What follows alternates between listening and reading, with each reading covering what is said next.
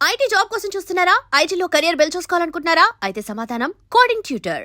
So మరి బీఎస్పీలో మీరు రాష్ట్ర అధ్యక్షుడిగా ఉన్న తర్వాత బీఆర్ఎస్కి వచ్చిన తర్వాత ఈ లీడర్గా మారిన తర్వాత ఆ చేంజెస్ ఎట్లా చూస్తుండ్రు మీరు? అప్పుడు ఒక పార్టీకి అధ్యక్షుడిగా ఉన్నారు, ఇక్కడికి వచ్చి ఒక లీడర్ అయ్యిండ్రు అండ్ యు ఆర్ సంధిస్తూనే ఉన్నారు, ఆ ప్రశ్నల్ని సంధిస్తూనే ఉన్నారు. కాకుంటే గతంలో బీఆర్ఎస్ ప్రభుత్వం మీద సంధించారు, ఇప్పుడు కాంగ్రెస్ మీద సంధిస్తున్నారు. చాలా ఆరోపణలు చేశారు. పోరాటం నిరంతరం నేను పోరాటం చేస్తూనే ఉన్నాను. సో ఆ రోజు నేను బీఎస్పీ రాష్ట్ర అధ్యక్షుడిగా ఉన్నప్పుడు రాష్ట్రంలో ప్రజలు ముఖ్యంగా నిరుద్యోగులు చాలా ఇబ్బందులకు గురైనరు. వాళ్ళందరికీ ఒక గొంతుగా నేను మారినమాట వాస్తవం. ఎందుకంటే నా దగ్గర ఒక స్పష్టమైన సమాచారం, టీజీపీఎస్సీ నుంచి పేపర్లు లీక్ కావడం, గ్రూప్ 1 పేపర్ లీక్ కావడం, కాళేశ్వరం అవినీతి అవన్నీ అని అన్నాం మేము ఆ రోజు. అంటే ఆ రోజు పోరాటాలు అన్ని ప్రతిపక్ష పార్టీలు ఏ విధంగా అయితే పోరాటం చేసినో ఆ విధంగా మేము పోరాటం చేసినాం. కానీ రకరకాల కారణాల వల్ల బీఎస్పీలో అగ్రనాయకత్వంతో నాకున్న కొన్ని డిఫరెన్స్ ఆఫ్ ఒపీనియన్ వల్ల నేను బయటకు వచ్చాను. బయటకు వచ్చిన తర్వాత బీఆర్ఎస్ పార్టీలో ఉన్నాను. నేను బీఆర్ఎస్ పార్టీలో ఎందుకు చేరినా అనేది కూడా మీకు ఇంతకుముందు కూడా చెప్పాను. ఇప్పుడున్న పరిస్థితుల్లో తెలంగాణ వాదం, బహుజన వాదం రెండు కలవాల్సిన అవసరం ఉన్నది. కలిస్తే రాష్ట్రానికి న్యాయం జరుగుతుంది అనే ఉద్దేశంతో నేను కేసీఆర్ గారు ఆహ్వానించారు. నేను వెంటనే పోయి జాయిన్ అయిన తర్వాత నేను బీఆర్ఎస్ పార్టీలు ఇప్పుడు పార్టీ కేటీఆర్ గారు, హరీష్ రావు గారు, కేసీఆర్ గారు వీళ్ళందరికీ మిగతా సీనియర్ నాయకులందరూ కూడా నన్ను కేర్ఫుల్గా గైడ్ చేస్తూ ఏ విధంగా ముందరు పోవాలి, ఏ సమస్యల మీద మనం ఏం మాట్లాడాలి, మన పార్టీ లైన్ ఏ విధంగా ఉంటుంది అనేది కూడా కేర్ఫుల్గా గైడ్ చేస్తున్నారు. నేను కూడా నేర్చుకుంటున్నాను చాలా ఫాస్ట్గా. సో రాబోయే రోజుల్లో ఇంకా మంచిగా ఇవాల్వ్ అవుతానని అనుకుంటున్నాను. That is the hope with which I'm working. So గతంలో ఫోన్ ట్యాపింగ్ గురించి మాట్లాడారు, కాళేశ్వరం గురించి మాట్లాడారు, అవన్నీ ఆరోపణలైనా లేకుంటే వాటన్నిటికి సమాధానాలు దొరికాయా? ఫోన్ ట్యాపింగ్ మీద మాట్లాడుతూనే ఉన్నాను నేను. ఫోన్ ట్యాపింగ్ మీద, కాళేశ్వరం మీద కూడా మాట్లాడినాను నేను.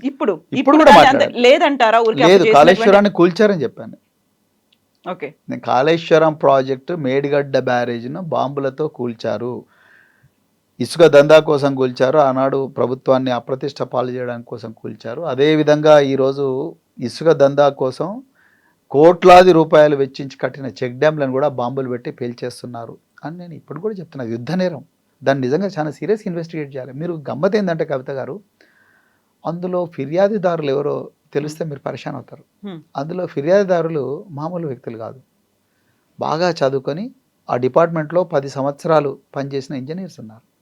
ఇంజనీర్సే కంప్లైంట్లో కొందరు దుండగులు బాంబులతో పేల్చివేశారు అని చెప్పి కంప్లైంట్ ఇచ్చిన తర్వాత కూడా వెరీ ఫస్ట్ కంప్లైంట్ అలాగే వచ్చింది. సెకండ్ కంప్లైంట్, ఫస్ట్ కంప్లైంట్ భారీ శబ్దాలు వినిపించింది. సెకండ్ కంప్లైంట్ దుండగులు బాంబులతో పేల్చివేశారు అని ఉందండి కంప్లైంట్. ఆ కంప్లైంట్ ఉన్నప్పుడు clues team, bomb disposal squad ఇవన్నీ కూడా రంగంలోకి దిగి ఈ 24 కోట్ల రూపాయలతో కట్టిన ఒక చెక్ డ్యాము ఎట్లా కూలిపోయింది, ఎట్లా కూల్చేశారు అని ఇన్వెస్టిగేట్ చేయాలి కదండి. ఆ శాంపుల్స్ తీసుకోవాలి కదా. అంటే ఈ ప్రభుత్వానికి ఇసుక దందా ఇంపార్టెంట్ అయింది కానీ రైతుల పొలాల్లోకి వచ్చే నీళ్ళు ఇంపార్టెంట్ కాదు. అంటే ఒక క్రిమినల్స్ రూల్ చేస్తున్నారా అనే ఫీలింగ్ వస్తుంది నాకు. మాఫియా రూల్ చేస్తుంది ఈ రాష్ట్రాన్ని.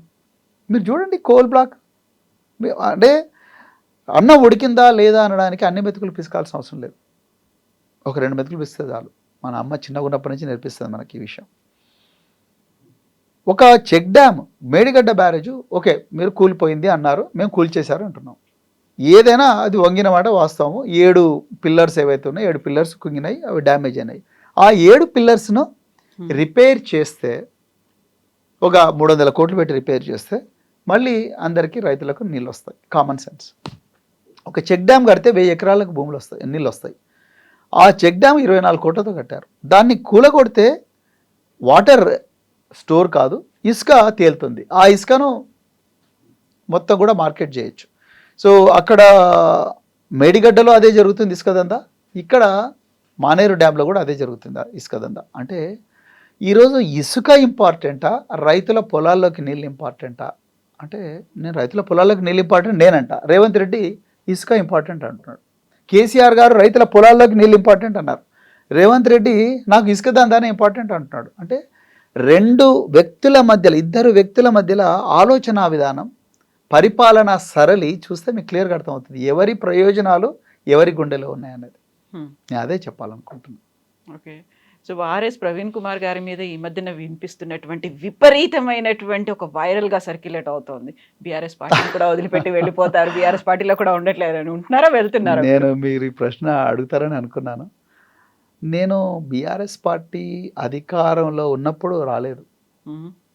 బీఆర్ఎస్ పార్టీ అధికారం కోల్పోయి 10 మంది ఎమ్మెల్యేలు, ఇంకా కొంతమంది సీనియర్ నాయకులు, ఒక ఎంపీ, వీళ్ళందరూ కూడా మళ్ళీ అధికారం ఉన్న కాంగ్రెస్కు జంప్ అయిన తర్వాత అప్పుడు నేను బీఆర్ఎస్ పార్టీ లోపలికి వచ్చాను. మళ్ళీ నేను బీఆర్ఎస్ పార్టీ కేసీఆర్ గారి నాయకత్వంలో రాష్ట్రాన్ని మళ్ళీ ఒకసారి గొప్పగా చూడాలని అనుకున్నాను. అందుకొరకే నేను బీఆర్ఎస్ పార్టీలో ఓడిపోయినా కూడా వచ్చింది. ఎందుకంటే ఇది పోరాటాల నుంచి ఉద్భవించిన పార్టీ, తెలంగాణ ప్రయోజనాలు గుండెలో పెట్టుకున్న పార్టీ అని ఆబ్వియస్గానే అర్థమవుతుంది. సో అలాంటి పార్టీలోకి వచ్చినోని నేను మళ్ళీ కాంగ్రెస్లోకి ఎందుకు పోతాను? మ్మ్. దీన్ని ఎవరు ప్రచారం చేస్తున్నారు దానికి మీకు మీ దగ్గరే ఉంటాయి ఆన్సర్లు. వాళ్ళు ఎవరెవరికి ట్యాగ్ చేస్తున్నారో మీకు తెలిస్తే దాన్ని ఈజీగా అర్థమవుతుంది. కాంగ్రెస్ వాళ్ళు ఇంకా కొంతమంది కలిసి చేస్తున్న ప్రచారం. నేను ఎట్టి పరిస్థితుల్లో కూడా బీఆర్ఎస్ను వదిలే సమస్య లేదు. కేసీఆర్ గారు, కేటీఆర్ గారి నాయకత్వంలో, హరీష్ రావు గారి నాయకత్వంలో రాష్ట్రానికి న్యాయం జరుగుతుందని నమ్మకం నాకుంది. బహుజన వర్గాలకు కూడా తప్పకుండా న్యాయం జరుగుతుందనే ఆశ ఉంది. కాబట్టి నేను బీఆర్ఎస్ పార్టీలోనే ఉంటాను.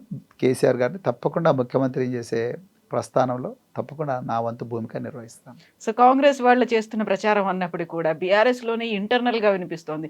మీరు వచ్చిన తర్వాత తిరుపూర్ కాగజ్ నగర్ మాజీ ఎమ్మెల్యే కోనేరు కోనప్ప గారు వెళ్ళిపోయారు. ఆ తర్వాత ఆయనకంటూ ఒక మంచి వాగ్దానం, ఒక హామీ లభించిన తర్వాత మాత్రమే ఆయన వచ్చారు. బట్ మీరు మాత్రం సిర్పూర్ నుంచే నేను పోటీ చేస్తాను అనేది అంటున్నారు. అదేమో జనరల్ స్థానము, మీరేమో అడుగుతున్నారు. మళ్ళీ చివరికి ఆయన వచ్చారు. ఆ తర్వాత అక్కడే ఒక రకమైన సఫకేషన్ అనేది ఉంది, అందుకని మీరు వెళ్ళిపోతున్నారు అనేది, ఇది మొత్తంగా ఒక నరేషన్ అనేది బీఆర్ఎస్ నుంచే వినిపిస్తోంది ఇంటర్నల్ గా. బాగానే రీసెర్చ్ చేశారు మీరు. కాదంటారా? నేనేమంటున్నా అంటే జనరల్ కాన్స్టిట్యున్సీస్లో షెడ్యూల్ కాస్ట్ వాళ్ళు, షెడ్యూల్ ట్రైబ్స్ చేయకూడదని లేదు. మన రాజ్యాంగమే చెప్తుంది, open competition is open to everybody, right? రెండవది, కోనేరు కోనప్ప గారు ఆయన ఏ పరిస్థితుల్లో బయటికి పోయినరు, ఏ పరిస్థితుల్లో మళ్ళీ లోపలికి వచ్చిండ్రు అనేది అది కోనేరు కోనప్ప గారికి తెలుసు, రాష్ట్ర ప్రజలందరికీ కూడా తెలుసు. నేను దాని గురించి కామెంట్ చేయను. పార్టీ కష్టాల్లో ఉన్నప్పుడు పార్టీ లోపలికి వచ్చింది ఎవరు? పార్టీ కష్టాలు ఉన్నప్పుడు పార్టీని వదిలిపెట్టి అధికారం కోసం అర్రులు జాచి ఆ అవకాశాన్ని అందిపుచ్చుకోవడానికి కోసం కాంగ్రెస్ వైపు పోయింది ఎవరు అనేది తెలంగాణ ప్రజలకు తెలుసు. కోనేరు కోనప్ప గారు కాంగ్రెస్ పార్టీని వదిలి మళ్ళీ బీఆర్ఎస్ లోపలికి వచ్చి కేసీఆర్ గారి నాయకత్వంలోనే మేము పనిచేస్తామని చెప్పేసి ఆయన పార్టీలో జాయిన్ అవుతే నేను అడ్డుకోవడం కరెక్ట్ కాదు. ఎందుకంటే పార్టీలోకి ఎవరైనా రావచ్చు. ఇవాళ రేపు ఆరూరి రమేష్ గారు కూడా జాయిన్ అవబోతున్నారు. మీరు వరంగల్ కాబట్టి మీకు కూడా ఐడియా ఉంది. పార్టీలోకి ఆరూరి రమేష్ గారు వస్తారంటే నిజంగా ఆ రోజు ఆరూరి రమేష్ గారు ఏ పరిస్థితుల్లో పార్టీని వదిలిపెట్టిన దానికి నేను ప్రత్యక్ష సాక్షిని. ఆ రోజు పార్టీలో చాలామంది నాయకులు చాలా బాధపడ్డారు. ఆరూరి రమేష్ లాంటి నాయకుడు పోతారు అనుకున్నారు. కానీ ఆయన మరి ఎందుకో ఆయన తప్పు తెలుసుకున్నట్టుంది, లేకపోతే రకరకాల కారణాల వల్ల ఆయన మళ్ళీ ఈరోజు మళ్ళీ రేపు బీఆర్ఎస్ పార్టీలో జాయిన్ అవుతున్నారు. సో పార్టీలోకి ఎవరిని తీసుకోవాలనేది పార్టీ అగ్రనాయకత్వం డిసైడ్ చేస్తుంది. ఒక పార్టీలో సభ్యుడిగా నేను అగ్రనాయకత్వం యొక్క నిర్ణయాన్ని స్వాగతించాలి, గౌరవించాలి. ఇక నేను సిర్పూర్ నుంచే పోటీ చేస్తాను అనేది నిజంగా సిర్పూర్ ప్రజలు మొదటి నుంచి కూడా నిజంగా కోనప్ప గారు ఎమ్మెల్యేగా ఉన్నప్పుడు నేనెవరో తెలవనప్పుడు మూడు నెలల ముందర నేను ఆ కాన్స్టిట్యున్సీకి పోతే నాకు 45,000 ఓట్లు ఇచ్చారు. నా కులం చూడలేదు, నా మతం చూడలేదు, నేను ఏ గడ్డ మీద జన్మించిన అనే విషయాన్ని కూడా వాళ్ళు తెలుసుకోలేదు. డైరెక్ట్ అరే ప్రవీణ్ కుమార్ మంచోడు, ఐపీఎస్ ఆఫీసర్, గుద్దండి గెలుస్తాడేమో, అదృష్టం బాగుంటే ఈ కోనప్పతో మనకేం అవుతలేదు, ఈ కోనప్ప దౌర్జన్యం దోపిడీ ఎక్కువైపోయింది అని అనుకున్నారు ఆ రోజు వాళ్ళు. ఆ రోజు మాట.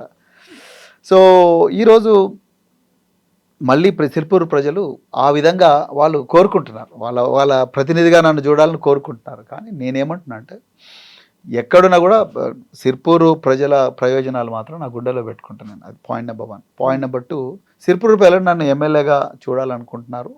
అది పాయింట్ నెంబర్ 3. కానీ పార్టీ ప్రయోజనాలు కూడా నేను చూడాలి.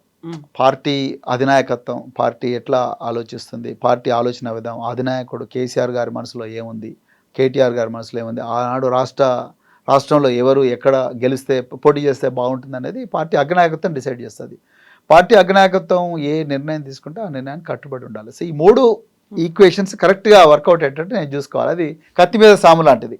అందుకొరకు ఆయన కూడా నేను కష్టపడి పనిచేస్తాను, పార్టీ కోసం పనిచేస్తాను. ఒకసారి పార్టీలోకి వచ్చిన తర్వాత పార్టీ అగ్రనాయకత్వం తీసుకుంటే ఆయన కట్టుబడి ఉండాలి, అంతే తప్ప మన అభిప్రాయం చెప్పాలి.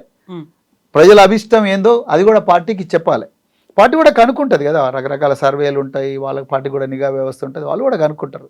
కనుక్కున్నప్పుడు పార్టీ ఎక్కడ అయితే ప్రవీణ్ కుమార్ గెలుస్తాడు అనేది పార్టీ కూడా కనుక్కుంటుంది. ప్రజలు మాకు ఈయననే కావాలని అడిగే ప్రజలు ఉంటే అక్కడికే పంపించే అవకాశం ఉంటుంది. సో ఈ రెండింటికి కూడా ఈ మేళవింపుకు చాలా కేర్ఫుల్గా పార్టీ చేసుకుంటుందని అనుకుంటున్నాం. మరి కేసీఆర్ గారు 50 సంవత్సరాల మా వయసు అంతుంది, వారి రాజకీయ జీవితం, వారు తప్పకుండా మాకు మంచి భవిష్యత్తుని ఇస్తారని నేను అనుకుంటున్నాను. అచ్చంపేట మీరు వచ్చిన తర్వాత గువ్వల బాలరాజు గారు బీజేపీకి వెళ్ళిపోయిన తర్వాత అది ఇంకా అక్కడ గ్యాప్ అనేది కనిపిస్తుంది. అచ్చంపేట మిమ్మల్ని ఏం పిలవట్లేదా? అందరు పిలుస్తున్నారండి. నిన్న కడియం శ్రేయర్ కూడా ప్రవీణ్ కుమార్ను మళ్ళీ స్టేషన్ కాన్పూర్ తీసుకురావాలని ప్రయత్నం చేస్తున్నారు. అదే ఆయన ఏదో లూజ్ కామెంట్లు చేశారు.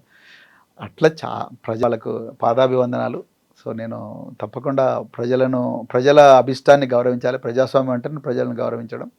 ప్రజలు ఎక్కడి నుంచి అయినా వాళ్ళ అభిమానానికి నిజంగా కృతజ్ఞత. నేను తెలంగాణలో 4000 గ్రామాలు తిరిగాను బీఎస్పీలో.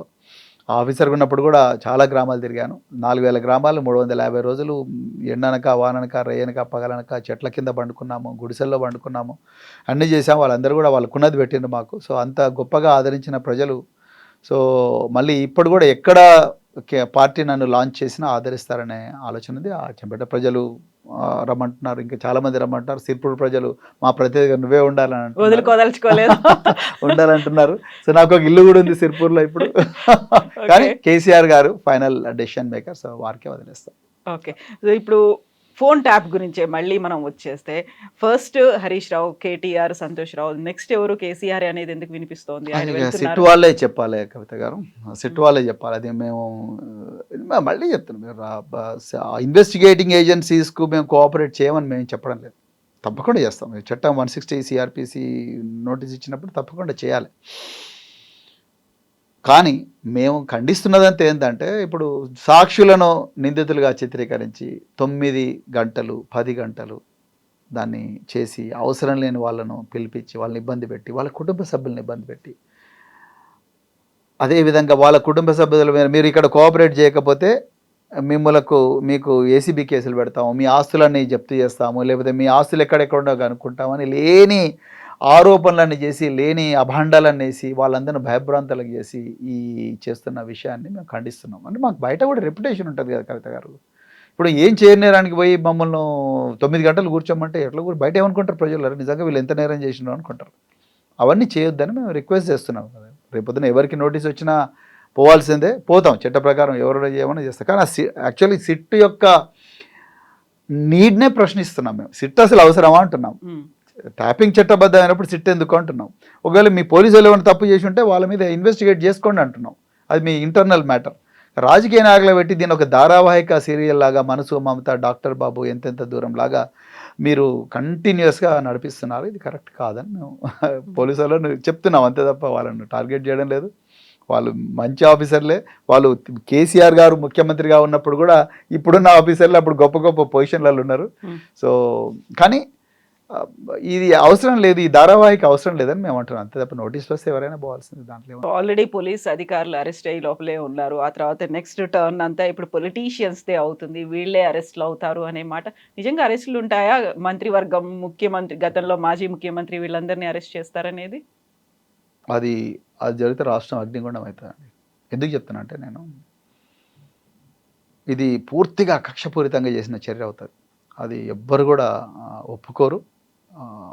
అది కరెక్ట్ కూడా కాదు. యాక్చువల్గా మీరు ఇంటెలిజెన్స్ ఐజీ ప్రభాకర్ రావునే అత్యంత ఘోరంగా అతన్ని హింసిస్తున్నారు. అది కూడా కరెక్ట్ కాదు. ఎందుకంటే ఆయన ఇదే సజ్జనార్ గారి దగ్గర, ఇంకా మిగతా పై అధికారుల దగ్గర పనిచేశారు. 16 సంవత్సరాలు ఇంటెలిజెన్స్ డిపార్ట్మెంట్లో పనిచేశారు. క్యాన్సర్ సర్వైవర్ ఆయన. ఎన్నో గొప్ప పనులు చేశారు. అవన్నీ కొన్ని నేను చెప్పలేను కూడా. నేను ఇప్పుడు పనిచేస్తున్న ఆఫీసర్లు కూడా ఎంతోమంది ఎంతో గొప్ప పనులు చేశారు. నేను వాటి గురించి మాట్లాడడం కరెక్ట్ కాదు. అలాంటి వాళ్ళకు కేంద్ర హోంశాఖ మంత్రి మెడల్స్ ఇచ్చాడు. ప్రభాకర్ రావుకు బెస్ట్ ఇంటెలిజెన్స్ ఆఫీసర్ అని మెడల్ ఇచ్చారు. ప్రభాకర్ రావుకు ప్రెసిడెంట్ ఆఫ్ ఇండియా మెడల్ ఇచ్చారు. అలాంటి వాళ్ళను 14 రోజులు ఒక జూబ్లీహిల్స్ పోలీస్ స్టేషన్లో పోలీస్ కస్టడీలో పెట్టి ఒక మామూలు క్రిమినల్గా చూసినట్టు చూడడం ఏదైతే ఉందో అది కరెక్ట్ కాదు. అదే నేరం. ఇక అక్కడి నుండి మీరు రాజకీయ నాయకుల దగ్గరకు వచ్చి వాళ్ళని అరెస్ట్ చేస్తే రాష్ట్రం అగ్నిగుండం అవుతుంది. వాళ్ళకి సంబంధం ఉండదండి. అసలు హరీష్ రావు గారు ఏమేమి మంత్రి శాఖలు చేశారు? మార్కెటింగ్, నీటిపారుదల, ఫైనాన్స్, ఆరోగ్యం, రైట్. కేటీఆర్ గారు ఏమేం చేశారు? మున్సిపల్ అభివృద్ధి శాఖ, పంచాయతీరాజ్ శాఖ, గ్రామీణాభివృద్ధి శాఖ, అదేవిధంగా ఐటీ శాఖ, పరిశ్రమల శాఖ. ఇక్కడ ఎక్కడైనా హోంశాఖ ఉందా? లేదు. సో ఈ ఇద్దరు మినిస్టర్లను పిలిపించి మీరు ఏం మాట్లాడతారు వాళ్ళతోని? అదేవిధంగా ఇప్పుడు జోగినపల్లి సంతోష్ గారిని పిలిపించి ఆయన రాజ్యసభ సభ్యుడు, ఆయనకు పోలీసులకు ఏం సంబంధం ఉంటుంది? And don't forget to subscribe to iDream. And for more videos, Please subscribe to iDream. Please subscribe to iDream. Please subscribe iDream. And please subscribe to iDream. For more videos, subscribe to iDream. please like, share and subscribe to the channel. Congratulations, iDream. Subscribe to iDream. Subscribe to iDream. So subscribe to iDream Media. iDream ki iDream team andarki huge congratulations. Please subscribe iDream Media. Please subscribe to iDream. Subscribe iDream. Please subscribe to iDream. iDream అంటే నా కళల channel subscribe చేసుకున్న నోరు తిరుగుతలేదు, మీరైతే గంట గుర్తు కొట్టండి. For more such videos, please subscribe to iDream.